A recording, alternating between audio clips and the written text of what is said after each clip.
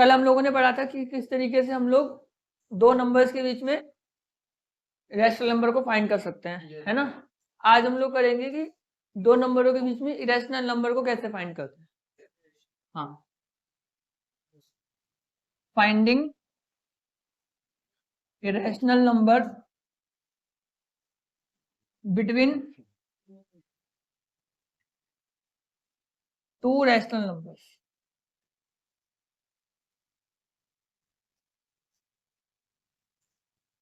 तो आज हम लोग क्या पढ़ेंगे, दो रैशनल नंबर के बीच में इरेशनल नंबर कैसे फाइंड कर सकते हैं, ठीक है। जैसे 2/7 है और 5/9 है, तो इनके बीच के हम लोगों को इरेशनल नंबर फाइंड करना है। सबसे पहला काम क्या होगा, इनको डिवाइड करना। 2 को 7 से डिवाइड करना है और 5 को 9 से। कल कराया था ना मैंने। yes, sir.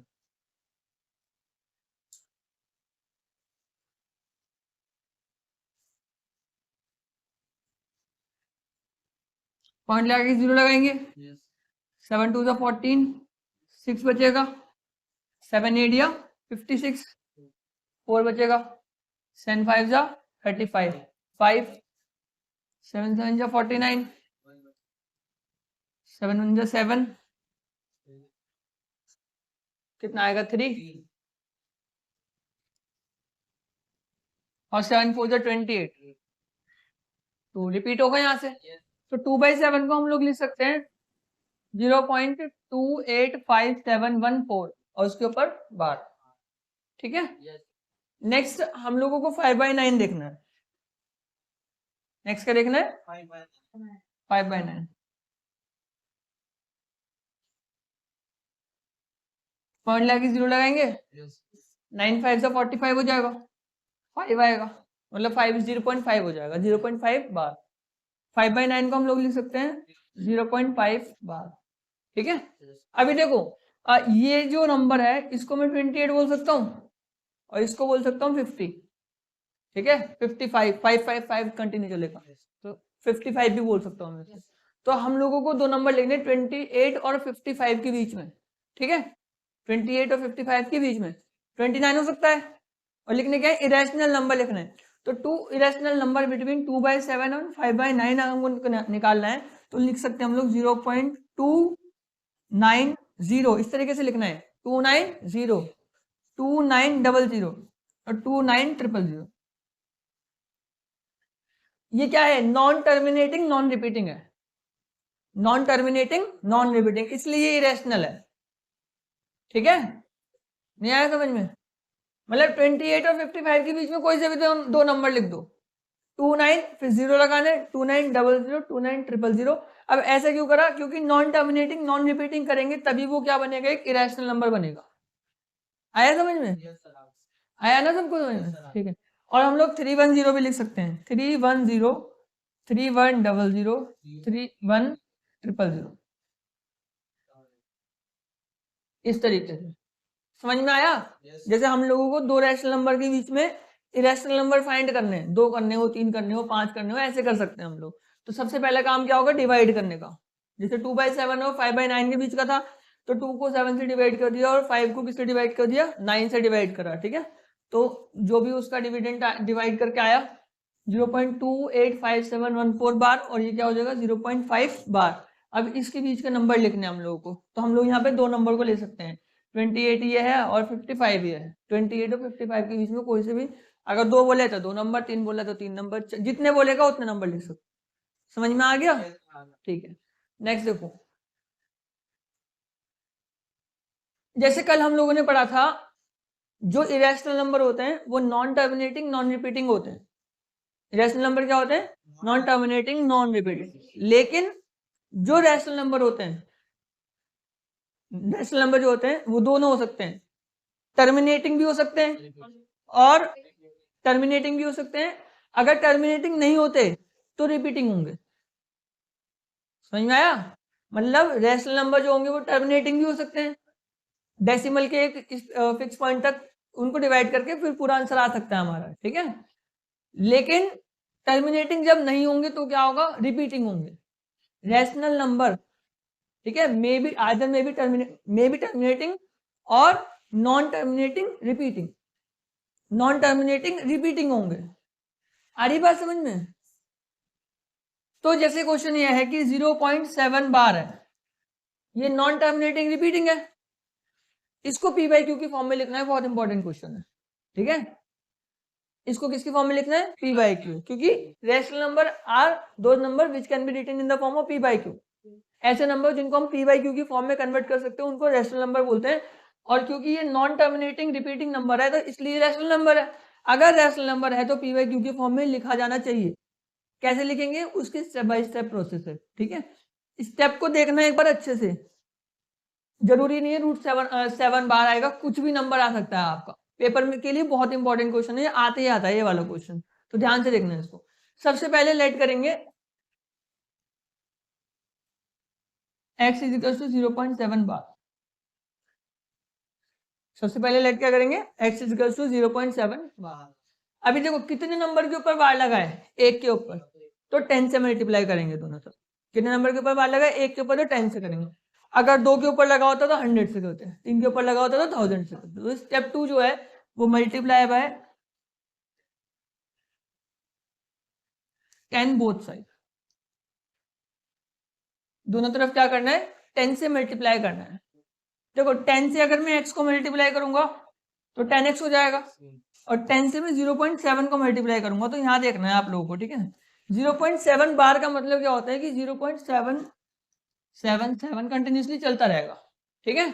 और अगर मैं इसको 10 से मल्टीप्लाई करता हूँ तो यदि मैं किसी भी नंबर को 10 से मल्टीप्लाई करता हूँ तो डेसिमल से बाहर एक डिजिट आ जाती है। किसी भी डेसिमल वाले नंबर को अगर 10 से मल्टीप्लाई करता हूँ तो डेसिमल से बाहर क्या आ जाती है? एक डिजिट आ जाती है। तो इसको मैं लिखूंगा 7.77 इस तरीके से, और इसको मैं लिख सकता हूँ 7.7 बार। आया समझ में? किसी भी डेसिमल वाले नंबर को अगर मैं 10 से मल्टीप्लाई करूंगा तो एक नंबर डेसिमल से बाहर आ जाएगा, तो इसको हम लोग लिख सकते हैं 7.777 कंटिन्यूसली, ठीक है। और 777 ना लिख के हम लोग 7 बार लिख सकते हैं। तो जब मैं 0.7 बार को 10 से मल्टीप्लाई करूंगा तो वो 7.7 बार हो जाएगा। समझ में आया सबको? ठीक है, तो इसको मैं लिखूंगा 10x इज इक्वल टू 7.7 बार। आ गया यहाँ तक समझ में? दोनों स्टेप समझ में आ गए? सबसे पहले लेट करना है कि x की वैल्यू 0.7 बार हो गई, एक नंबर के ऊपर बार लगा हुआ है तो मुझे 10 से मल्टीप्लाई करना दोनों तरफ। 10 से x को करूंगा तो 10x हो जाएगा, 10 से 0.7 बार को मल्टीप्लाई करूंगा तो क्या हो जाएगा? 7.7 बार। नेक्स्ट स्टेप में हम लोगों को x से सब्ट्रैक्ट करना है। किससे सब्ट्रैक्ट करना है? x से सब्ट्रैक्ट करना है, ठीक है। अच्छा 10 में से ये कुछ भी नहीं होता तो यहाँ पर क्या होता है? 1 होता है। 10 में से एक x को सब्ट्रैक्ट करूंगा तो कितना आएगा? 9x आएगा। अभी यहाँ पर हम लोग x की वैल्यू लिख सकते हैं 0.7 बार, क्योंकि x इज इक्वल टू 0.7 बार है। x की वैल्यू 0.7 बार लिख सकते हैं क्योंकि x इज इक्वल टू 0.7 बार है ना। तो यहाँ से हमने लिखेंगे 7.7 बार माइनस 0.7, ठीक है। तो 7.7 बार में से 0.7 बार को सब्ट्रैक्ट करेंगे तो क्या आएगा? 7 आएगा। 7.7 बार में से 0.7 बार को सब्ट्रैक्ट करेंगे तो क्या आएगा? 7। तो 9x की वैल्यू यहाँ से हम लोगों को मिल जाएगी बच्चों 7, और x की जो वैल्यू होगी वो कितनी होगी? 7/9। तो p बाई क्यू की फॉर्म में लिख दिया, न्यूमरेटर अपॉन डिनोमिनेटर की फॉर्म में लिख दिया ना। तो जितने भी ऐसे नंबर होते हैं जो नॉन टर्मिनेटिंग रिपीटिंग होते हैं that can be written in the form of p by Q because they are rational number, ठीक है। तो पेपर में आता है कि इसको p बाई क्यू की फॉर्म में लिखो। कैसे लिखना है? स्टेप बाय स्टेप प्रोसेस है। सबसे पहले लेट करना है x इज इक्वल टू 0.7 बार हो गया, मतलब जो भी नंबर दिया है आपको x की वैल्यू उसको लेट करनी है। एक नंबर के ऊपर बार लगाए तो 10 से करेंगे, दो के ऊपर लगेगा 100 से करेंगे, तीन के ऊपर लगेगा तो 1000 से करेंगे, ठीक है। अभी मैंने 10 से मल्टीप्लाई कर दिया, 10 को x से मल्टीप्लाई करूंगा तो 10x आ जाएगा, और 0.7 बार को अगर मैं 10 से मल्टीप्लाई करूंगा तो 7.7 बार आएगा, आएगा ना, ठीक है। तो नेक्स्ट स्टेप क्या होगा? दोनों तरफ x से सब्ट्रैक्ट करना है। दोनों तरफ x से क्या करना है? सब्ट्रैक्ट। अगर मैं 10x में से x को सब्ट्रैक्ट करूंगा तो क्या आ जाएगा? 9x आ जाएगा। और 7.7 बार में से x को क्या ही सब्ट्रैक्ट करूं मैं, क्योंकि एक वेरिएबल और एक कांस्टेंट है, कांस्टेंट को वेरिएबल से सब्ट्रैक्ट नहीं कर सकते। लेकिन हम लोगों को पता है कि जो x की वैल्यू है वो कितनी है? 0.7 बार है, पता है ना हम लोगों को। x की वैल्यू 0.7 बार है, तो मैंने x को रिप्लेस करा 0.7 बार से। तो जब मैं 7.7 बार को 0.7 बार से सब्ट्रैक्ट करूंगा तो क्या आएगा? 7 आएगा। यहाँ से 9x की वैल्यू क्या हो गई 7 हो गई और x की वैल्यू हो जाएगी क्या 7/9। x की वैल्यू क्या हो जाएगी 7/9। चलो नोट कर लो। नेक्स्ट देखो, जैसे क्वेश्चन आएगा 0.17 बार। अभी यहाँ पर बार सिर्फ एक नंबर के ऊपर लगा है, डेट इज 7। ठीक है, एक नंबर के ऊपर बार लगा 7। तो फिर से वही फर्स्ट स्टेप में x की वैल्यू 0.17 बार लिखेंगे, क्योंकि एक नंबर के ऊपर बार लगा है तो 10 से मल्टीप्लाई करेंगे दोनों तरफ। 10 से मल्टीप्लाई करेंगे तो ये 10x हो जाएगा। और इसको हम लोग लिखेंगे 10 इंटू 0.17। अब ध्यान से देखना इसको कैसे मल्टीप्लाई करेंगे।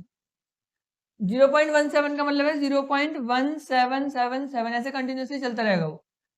और जब भी हम उसको नंबर को 10 से मल्टीप्लाई करेंगे तो एक नंबर डेसिमल के बाहर आ जाएगा। तो मैं इसको लिख सकता हूँ 1.77 इस तरीके से। ठीक है, इसका मतलब ऐसे लिख सकते हैं 1.77 लिख सकते हैं। ठीक है, ठीक है ना, ठीक है। तो 10x की वैल्यू क्या हो जाएगी 1.77। समझ गए। चलो नेक्स्ट स्टेप क्या है, दोनों तरफ x से माइनस करना है। तो 10x माइनस x जो होगा 1.77 बार माइनस 0.17 बार। ठीक है, क्योंकि यहाँ पर अगर मैं x लिखता तो x को रिप्लेस करते हम लोग 0.17 बार से। तो 10x में से एक x जाएगा तो क्या आएगा 9x। अब 1.77 बार में से 0.17 बार करेंगे तो 1.6 हो जाएगा। ठीक है, तो 9x की वैल्यू क्या होगी 1.6। तो यहाँ से x की वैल्यू हो जाएगी 1.6/9।